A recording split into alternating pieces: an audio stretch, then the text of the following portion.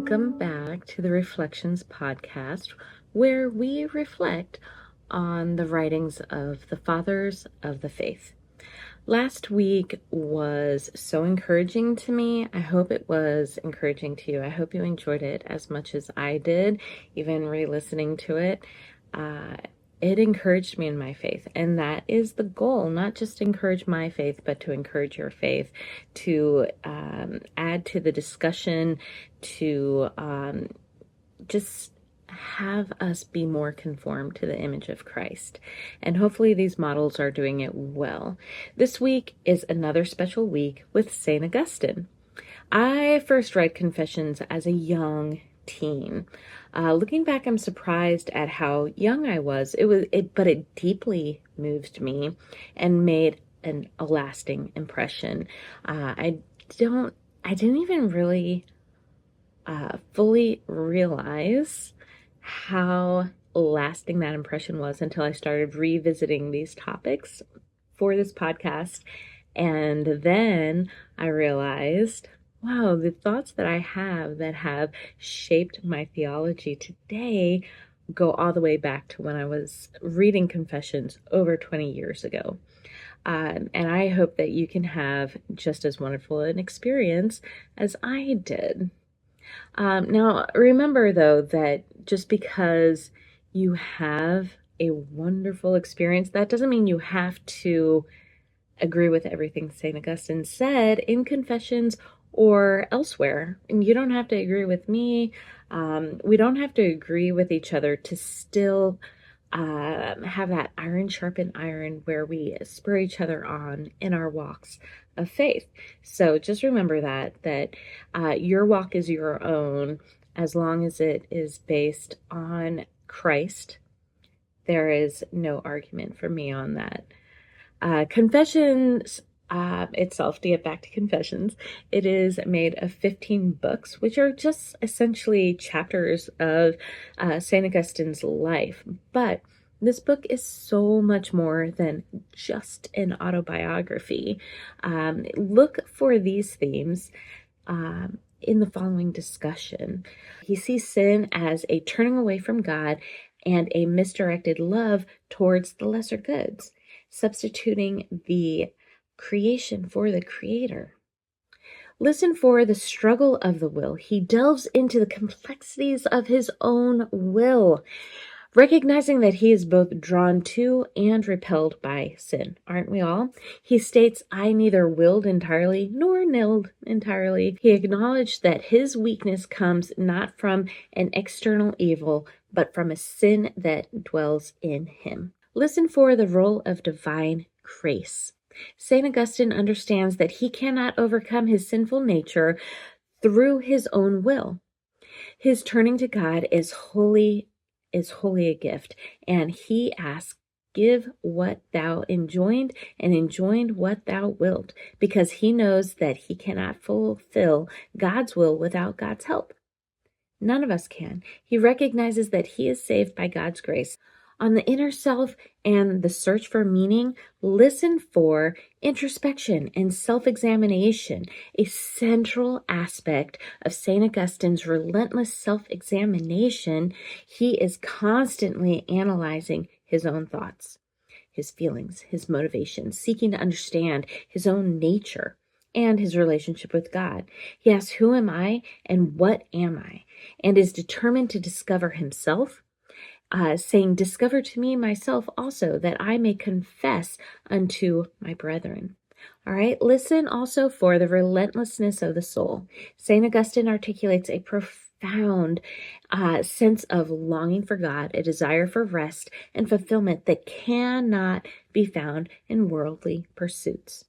Listen for the importance of inner transformation. St. Augustine's journey is one of transformation, a process of turning away from vanities and turning toward God. He acknowledges the change brought about by God. On temptation and the struggle against worldly desire, listen for the threefold temptations of lust of the flesh, lust of the eyes, the ambition of the world. He reflects on the struggles of the toys of toys and the vanities of vanities. Listen for the turning to God for help. Key component of St. Augustine. He understands that he cannot defeat temptation alone, but must rely on God's assistance. On the importance of confession and humility, listen for the confession as a path to healing. And this is something I wish we would really take to heart today. St. Augustine believes that by acknowledging his sins before God and others, he can be healed and transformed. Listen for humility and dependence on God. St. Augustine repeatedly emphasizes the need for humility. He depends on God's grace and recognizes that any good actions that he achieves is due to God's gifts, not his own merit.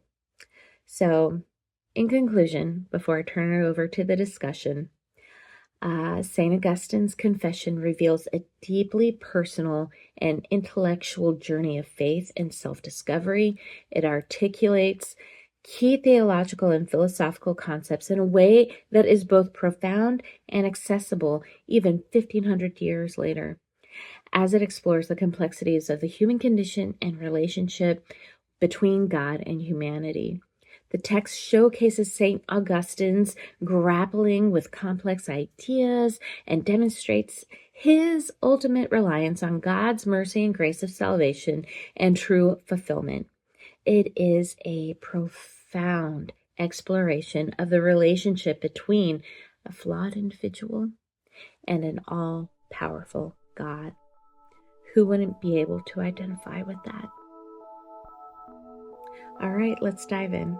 All right, so get ready because today we're diving into the Confessions. The Confessions of St. Augustine. Yeah, exactly. One of the most fascinating autobiographies ever written. Definitely a classic. Now, you might think, okay, St. Augustine. Maintain. Yeah, church father. Like, this is going to be some kind of, like, dry, preachy. Yeah, a sermon. But trust me, Augustine's story is so much more than just a simple conversion narrative. Oh, absolutely. I mean, this guy's life was full of twists and turns. And really, like, timeless questions about human nature. The kind of stuff that people are still wrestling with today. Exactly. Yeah. And what makes the Confessions so powerful is that he doesn't sugarcoat anything. No. He really puts it all out there, the good, the bad, and the ugly. He was brutally honest. Brutally honest. About his own struggles, his own flaws, which I think is what makes it so relatable, even all these centuries later. Right. And that's what we're going to be exploring in this deep dive. We're going to kind of trace his journey from this rebellious youth to, one of the most important thinkers in Western civilization. Exactly. And speaking of rebellious youth, let's start with young Augustine. Yeah. Because this was not... Not a goody two-shoes? No, not a saint yet. Not yet, right. He even admits to stealing pears with his buddies as a teenager. Right. And not because they were hungry. Yeah, and he really digs into this later, He does. He analyzes it. Like, why did I do that? Yeah, like, why would you do that? It wasn't even about the pears, really. It's like that age-old question, right? Why do we do things that we know are wrong? Right. Even when we know better. Yeah. For Augustine, it wasn't really about the pears, he said. It was about breaking the rules. Yeah. Like the thrill of transgression, testing the boundaries. And it's something I think we can all relate to on some level, right? Oh, yeah, for sure. That urge to rebel. Yeah, temptation. But Augustine takes it a step further, and he asks, what does this say about human nature? What does this tell us about who we are? Yeah, it's pretty deep stuff for a story about, swiping fruit. Right, and it's not just a one-time thing either. He was also really drawn to the spectacle of the gladiatorial games. Oh, yeah, those were incredibly violent. Brutal. Rough. Also wildly popular, so it's kind of a disturbing combination. Yeah. And Augustine later reflects on why he was so captivated by that kind of violence. It's like this fascination with the darker side of humanity. Yeah, and it becomes a recurring theme throughout the Confessions. Totally. He keeps coming back to these questions. Yeah. Of why are we drawn to these things? Yeah. The things that can be so destructive. To ourselves, to others. In the world around us, yeah. So not exactly saintly behavior at this point. Right, not yet, but... But he was also incredibly intelligent. Oh, incredible. And curious. Like, he had this deep yearning to understand the universe. You figure out, like, what's it all about? Yeah, and our place in it. Yeah. And that led him to explore all sorts of different philosophies and religions. Yeah, all over the map. One of the first being Manichaeism.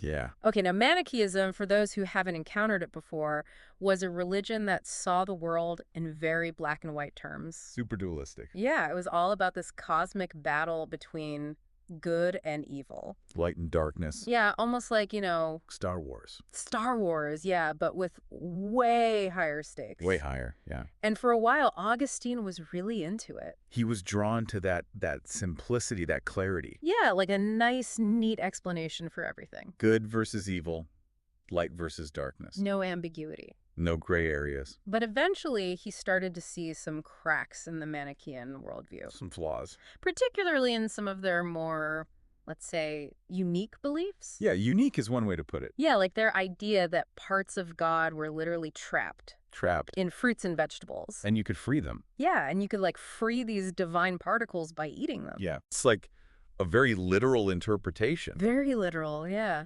Imagine trying to explain that one at a dinner party. Right. It's a tough sell. It is a tough sell. But, it shows you the kind of rigid thinking that Augustine eventually moved away from. Yeah, he just couldn't reconcile those ideas with his growing intellect. With his own observations about the world. Yeah. The world is a lot more complicated Yeah. than that simple duality.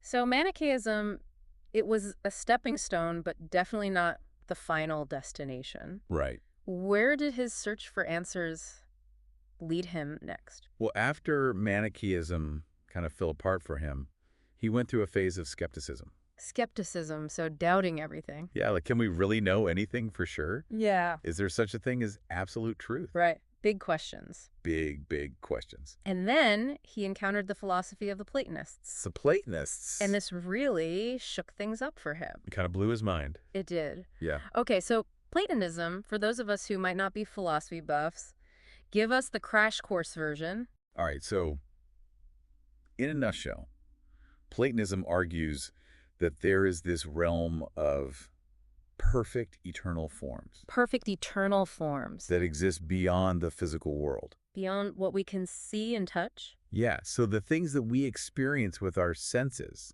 Uh-huh. are just imperfect copies of these ideal forms. So the things we see are like shadows. Exactly, like shadow. But the real thing. It's the real deal. Yeah. The true form. Yeah, it's like the difference between the blueprint of a house Okay. and the actual house itself. So the blueprint is the perfect form. Yeah, And the actual house, with all its flaws and imperfections, the messy reality, is just a copy. a pale imitation. Okay, I'm starting to get it. Yeah. So how did this whole idea of ideal forms, how did this resonate with Augustine? Well, it gave him a way to understand the divine Uh-huh. that was much more abstract, less literal than what he'd encountered with the Manichaeans, right? Right. Right. Less about God being stuck in a carrot. Exactly, yeah. Yeah. So it's a more sophisticated way of thinking about the spiritual realm. More philosophical. More philosophical, yeah. So Platonism opened up some new possibilities for Augustine. It cracked open the door. But did it fully satisfy his yearning for answers? Well, that's a great question, and we're going to dig into that more when we come back. All right, we'll be right back after a quick break.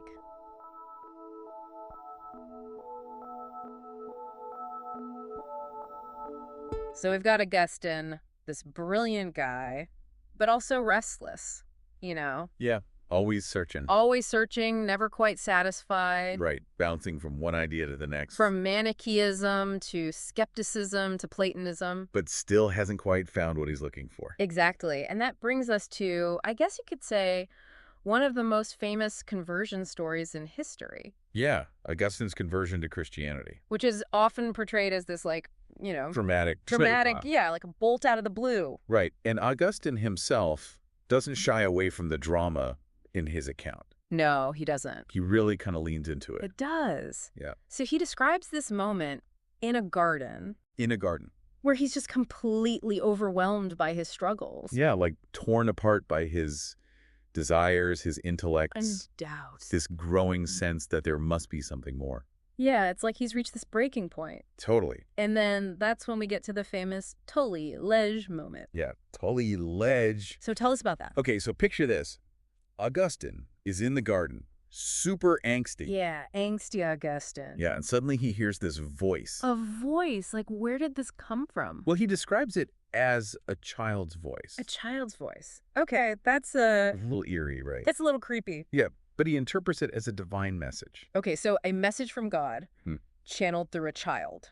Exactly. Okay, and what does this voice say? It's chanting Toli Legi. Which means Take up and read. take up and read. So he's like, all right, what am I supposed to read? Yeah, so he looks around and sees a Bible. And he just like opens it up. Yeah, he opens it at random. Talk about trusting fate. Right. So what does he find? Well, he lands on this passage from the Apostle Paul's letter to the Romans. And this is where it gets really wild. Okay. The words he reads, they speak directly to his struggles. Like it was written for him. Exactly. You know? Wow. His temptations, his longing for a different life. It's like the Bible knew what he needed to hear. That's how it felt to him. So what happens next? He describes it as this overwhelming feeling of clarity and peace. Like all of a sudden. Yeah, all at once. His doubts just vanished. Oof. Yeah, and he's filled with a certainty Certainty about what? that this is the path he's supposed to be on. The path to Christianity. Yeah. Okay, so powerful experience, very dramatic. For sure. But Augustine was also, a super sharp thinker. Oh, yeah, one of the great minds. So was this just an emotional thing, or did his conversion also make sense intellectually? Well, for Augustine, it was both. Both. It wasn't just a feeling, it was an intellectual awakening as well. So he didn't check his brain at the door. No way. He dove headfirst into Christian theology. He started studying, debating. Yeah, engaging with these complex ideas. So for him, becoming Christian wasn't a rejection of reason, Not at all. but a fulfillment of it. Exactly. It's like all those years of searching All those quests. finally led him to a place where it all clicked. Like he found the missing piece of the puzzle. Yeah, it all came together. Okay, so that's the conversion story, but his confessions go so much deeper than that. Oh, yeah, they're full of these amazing reflections on, what it means to be human. Yeah, and one of the big things he talks about is memory. Memory. And he doesn't just see it as, remembering facts and figures. No, for him, memory is much more than that. It's like this vast inner landscape. Yeah, like a storehouse for all our experiences, thoughts, feelings. The good, the bad. Everything. And he also says that this is where our sense of self is formed. Our identity. But he also sees memory as kind of a double-edged sword. How so?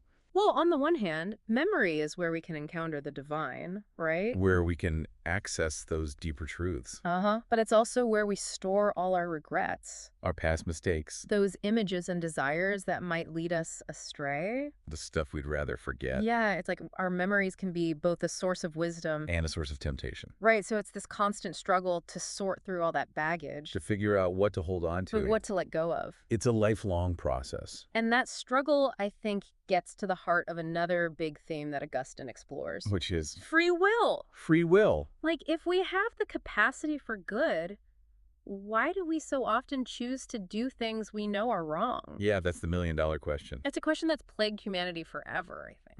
How does Augustine approach it? Well, he attributes this tendency toward evil to turning away from God. Turning away from God. Yeah, choosing fleeting pleasures. The things of this world. Over a deeper connection with the divine. Interesting. So for Augustine, true happiness comes from aligning our will with God's will. Exactly. Okay, so free will, for him, it's not about unlimited choices. It's about choosing what really matters. Choosing what leads us closer to God. Okay, I see that. Yeah. And then there's Augustine's view of time. Oh, yeah, that's a whole other rabbit hole. Which is, let's just say, it's pretty mind-bending. Mind-bending. So what makes his perspective on time so unique? Well, he sees time as a creation of God, a framework within which we experience the world. Okay, so far so good.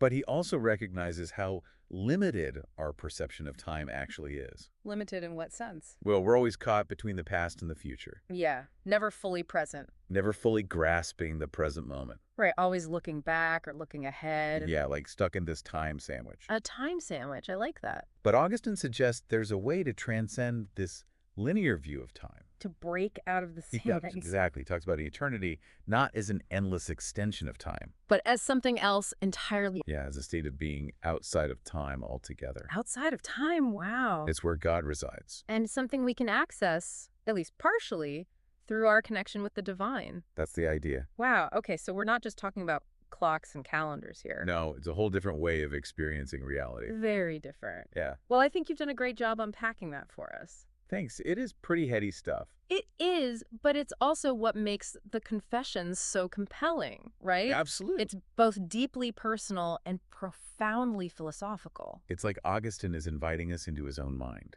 To wrestle with these big questions alongside him. Exactly. To grapple with the mysteries of life, faith, the human condition. And there's so much more to unpack, even beyond what we've touched on today. Oh yeah, we've just scratched the surface. But hopefully we've laid a good foundation for understanding some of the key themes and ideas that Augustine grapples with.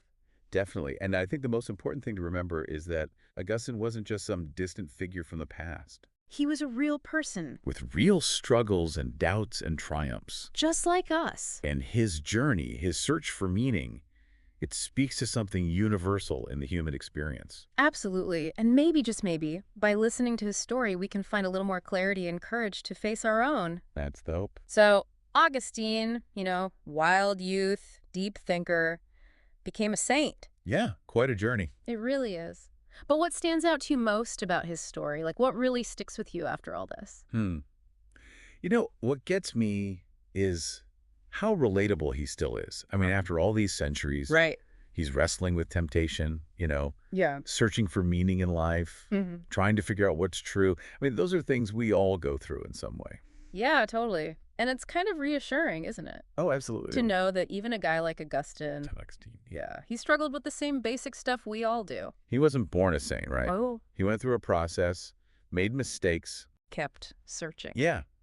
It makes his transformation even more incredible, I think. I agree. And he's so honest about it all, too. Like, brutally honest. About his flaws, his doubts. Right. And I think that's a big part of why people are still reading the Confessions today. Yeah. It's like he's inviting us to be honest with ourselves. To do that self-reflection, to Yeah. question things, to struggle, and to keep growing. Exactly. To not be afraid of the messy parts. It's like he's saying, hey, let's figure this out together. Let's wrestle with these big questions. And I think there's something really powerful in that. Oh, for sure. Especially in a world where, we're supposed to have all the answers. Right. It's okay to not have it all figured out. To be on that journey. Yeah. And one of I think the most important takeaways from his story Yeah. is this idea that transformation is always possible. Always possible. Yeah. No matter how far we've strayed, Mm-hmm. how many mistakes we've made, there's always a path back. There's always hope. Always hope for growth, for renewal. And he famously said, our hearts are restless until they find rest in God. But even if we interpret that, beyond a strictly religious context, I Right. think it speaks to this very human need for something bigger than ourselves. Totally. Something to ground us. Something to give our lives meaning. And that Yeah. search, Yeah. it looks different for everyone. Oh, absolutely. For some people, it might be faith, spirituality. Right. Others might find it in nature or art Yeah. or, dedicating themselves to a cause they believe in. Exactly. The important thing is to be actively searching. Keep exploring, Keep growing, to ask the tough questions. like Augustine did. And be open to unexpected answers. And that's what Augustine did so well, right? He kept asking those tough questions, and he found some pretty profound answers, too. He did. And his confessions, they're like a gift, a window into this brilliant, flawed, and ultimately very human person wrestling with these timeless questions. And hopefully by listening to his story, we can be a little more courageous, A little more honest. a little more honest with ourselves on our own journeys. I hope you are inspired to self-reflect, pick up a copy of Confessions, read it for yourself, and if you want to be drawn closer to God and transformed into the image of Christ, Confessions is a great aid along with Scripture and prayer.